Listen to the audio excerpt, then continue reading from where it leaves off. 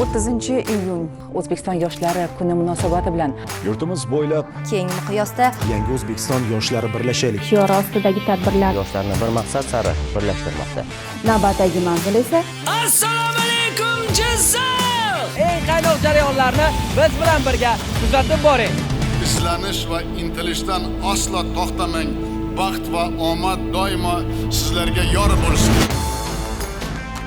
30-iyun yoshlar kuni bilan barcha yoshlarni tabriklab qolaman. O'zbekistonning yangi yoshlarini, yangi ovozini butun dunyoga tanishtirib, charchamasliklarini tilab qolamiz. Bayramlar muborak bo'lsin. O'zbekiston har tomonlama, kuch-qudratga ega har tomonlama. Bizni buyuk ishlar ketmoqda.